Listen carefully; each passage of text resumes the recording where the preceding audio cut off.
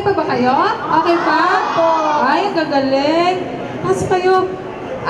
Yung kwento natin ngayong hapon, ito naman yung sa amin ngayon. Ito ay ang title nito ay Puno na para sa lahat. Ayan, ito pa rin yung ano namin. So, kamusta na ba si Kuya Koy dito? Okay pa ba siya? Di ba? Puno, okay. So, itong kwentong ito ay kwento ni Grace D. Chong at guhit ni Beth Parocha Doctolero. Ito ay published by OMF Literature Incorporated for HIAS. Okay, so kids, ready na ba kayo? Pakiulit nga. Ready na ba kayo? Pero teka lang, mukhang kulang ata kami. Kulang kami ng character. Kailangan namin ng isa pa na makakasama niya. Kailangan ko ng isang kaibigan na sasamahan akong tuklasin ang kwentong ito. Sinong gustong sumama sa akin? Taas ng kamay! Sino? Sino? Ikaw? Sino? Ayun. Yun? Sige, halika. Dito. Sige, halika dito. Hello? Anong pangalan mo? Ivy. Okay, so makakasama mo siya ngayon. So magsisimula na tayo, kids, ha? So, Ivy, ilang taon ka na? 12 years old. Sige. Magsisimula na tayo sa kwentong pinamagatang ang Puno na para sa lahat. Ulitin natin, mga bata, sabay tayo. Ang puno na para sa lahat. Okay. Ivy, gusto mo bang kumain ng mga prutas? Wow! Ano bang mga prutas ang gusto mong kainin? Gusto ko ng saging, mansanas, at iba pa. Ganun ba? Sige, samahan mo ko. Dito tayo. Sige, sumakay ka. Ayan. Oo, lahat ng yan nasa halamanan ni Apong Syong. Punta tayo doon ngayon. Punta tayo? Sige. Alam mo ba, doon sa halamanan ni Apong Syong, maganda doon. Kailangan lang natin linisin yung halamanan niya. Tapos alam mo ba, merong si Arsab doon na parati kong kalaro. Kilala mo ba si Arsab? Si Arsab yung asong bimong-bimong at napakabait. Pwede na siyang makasama maglinis doon. At alam mo ba, pag naglinis tayo doon sa halamanan ni Apong Syong, makakuha tayo ng mga prutas na sinasabi mo. Tara na, halika na. Huwag natin. Sige. Magandang puno to, Si Apong Syong nakatayo na parang isang batang patanong ay iniaamba ang kanyang walis tingting sa isang lalaki. Ang lalaking ito ay may hawak-hawak na chainsaw. At umangin si Arsab nang ipwesto ng malaking lalaki ang chainsaw para putulin ang matandang puno ng akasya sa tabi ng karakhanan ng Apong Syong. What?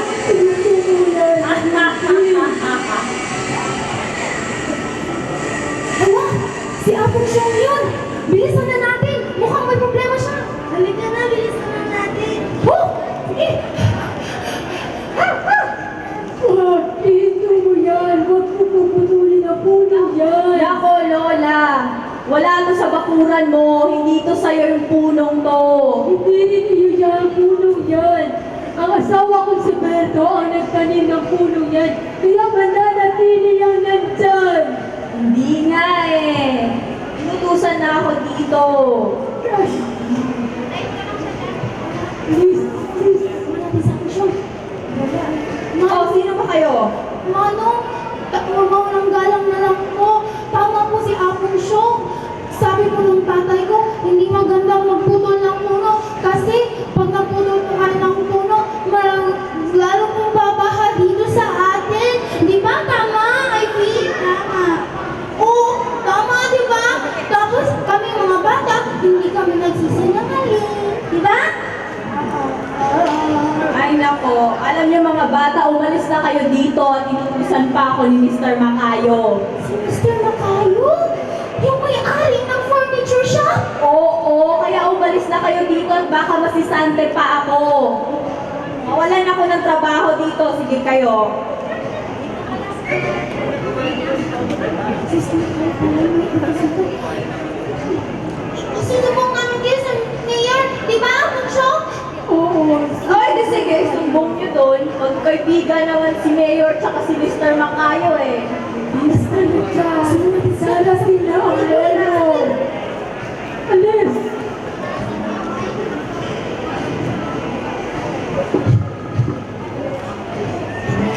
Sunod natin sila kay Mayor. Alam ko, si Bunso, matanda na yan. Hindi na yung makakaalis doon. Sige na, halika. Oh, sige. Papunta na si Cleo at ang kanyang kaibigan sa bahay ng Mayor. Mama tayo. Dito na tayo. Hindi pa ako bahay ni Mayor. Sino pala to? Sige, tingnan natin. Ay, may kahit anong tayo. Nandito po ba si Mayor? Ay naku, wala siya dito. Hindi pa siya nakakarating. Nandun pa yata sa bahay nila. Sige, alis ulit tayo. Punta tayo sa bahay nila. Sige, ikaw naman mag-drive. Ako naman sumakay. Mapagod na ako. Sige. Woo! Woo! Sige, go! Drive! Drive! Woo! Woo! Nakakapagod ka mag-drive? Hindi naman. Oh, sige, go! Drive ka lang! Go! Woo! Sige! Dito na pala tayo. Preno! Woo! Okay. Baba na tayo. Baba! Woo! Mag-drive ka nga. Ulitin mo, hindi natin marinig.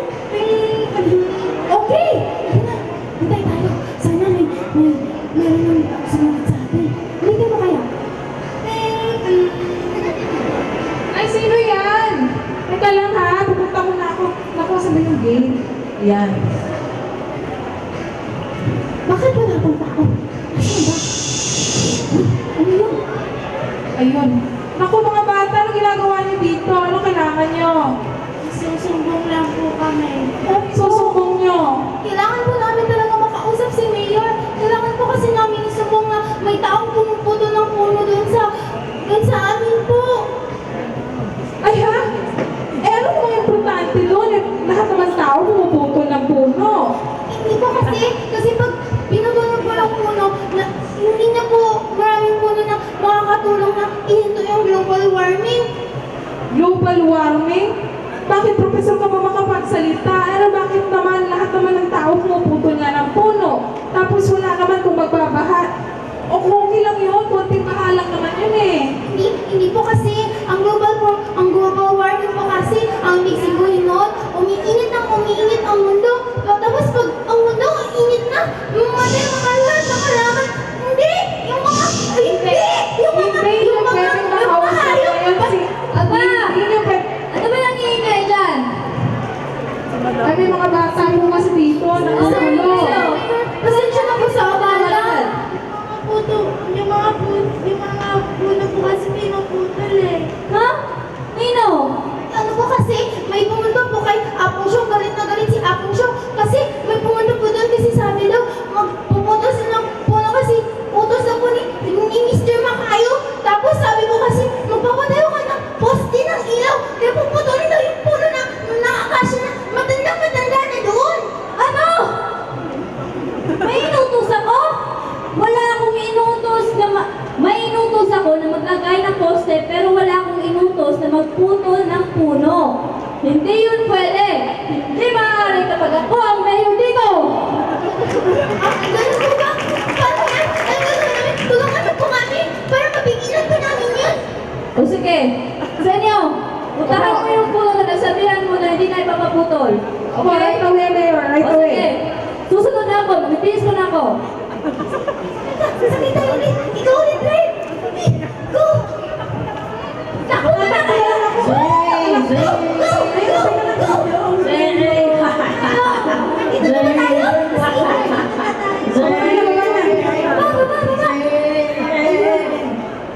Ayun, Ivy. Ito niyo yung pagputol ng puno! Masama yan! Ito niyo! Ano na naman kayo? Ano na naman to? Hindi! Sabi ni Mayor, bawal daw! Sabi ni Mayor, hindi daw siya Mayor. Ito yung ano, inutos niya. Si Senyo. Yeah! Oo. Ako, Eh sabi ni Mr. Macayo, okay na daw eh. Nag-usap na daw sila ni Mayor. Hindi! Huwag niyo putulin yung puno na yan! Ayaw ni Mayor! Hindi siya sasali! Hindi siya papayag! No! Di ba? Hindi siya papayag! Alis na. Wag! Huwag niyo putulin ang puno! Huwag na, please! Parang awa mo na! Eh, sino gusto niyong putulin ko? Puno! Papayag ka bang putulin ka? Ano po ulit? Hindi papayag ang puno! Wag! Putulin ang puno! Ay, dito na lang ako! Putulin ang puno! Itigil ko yan! Itigil! Huwag na pinulin yung puno! Po, pasensya na po. Inutos na po ni Mr. Macayo. Inutos si Mr. Macayo? Opo. Okay, teka lang. Mr. Macayo. Okay. Dialing. Hello. Oh, Mr. Macayo. Oh, di ba yung inutos ko sa'yo, maglagay lang ng poste? Bakit pinaputol mo yung puno? Ha? O, sino may sabi? Si Senyo? Si Senyo? Si Senyo? Sige. Paalisin ko na yung paalisin ko yung tao dito Bawal magputol ng puno. Hanggat ako ang mayor. Okay? Okay, bye-bye. Take care. Love you, mama. O, ayun na. Bawal na magputol ng puno. Opo, Alis na kayo Mayor. dito. Alis na po ako. Ikaw, Senyo. Po. Yes po, Mayor. Balik ka na sa bahay. Okay? Opo. Yes, alis. Sige na, bye-bye. Ayun na. Ako siya. May mangingi naman sana. Kailangan niyong paghirapan yan. Pero ang mga puno ay nilikha ng Diyos para sa mga tao at sa lahat na nabubuhay. Walang sino man ang sisira nito. Makikinig po kami. Anong inigiti-ngiti niyo dyan? Ano po kasi, sabi na po, di ba, hihingi po sana kami ng... Lahat ng yan ay paghihirapan niyo. Opo, sige po. Nga po pala, siya po pala wait, baka nga po pala si Ivy. Siya po si Ivy, yung kaibigan ko pong taga Maynila. Kaibigan ko. Ang kaibigan mo ay kaibigan ko na rin. Sige. Ano ba ang hinihintay mo? Ayan, simulan mo na. Sige, maglinis tayo. Akin na si Aisel. Ako siya.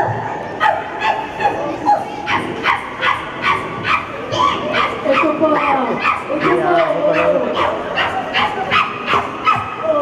Cheer ka na! Sige, Ivy, go! Sige, magpulit na tayo. Ayan, ang daming dumi, ang daming kalat.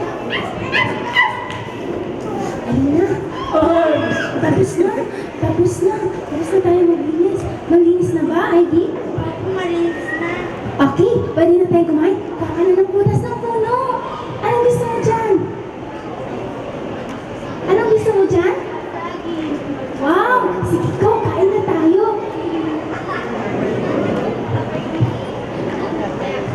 Sige, kainin natin. Kasi kaibigan kita, susubuan kita. Yan. Masarap ba? Masarap. Ayan. So, siya na po nagtatapos ang ating kwento. I-share mo naman sa audience yung natin, yung banana natin. Bigyan mo sila yung mga katabi mo, yung mga kasama mo. So, dyan na po nagtatapos yung kwento namin. Ang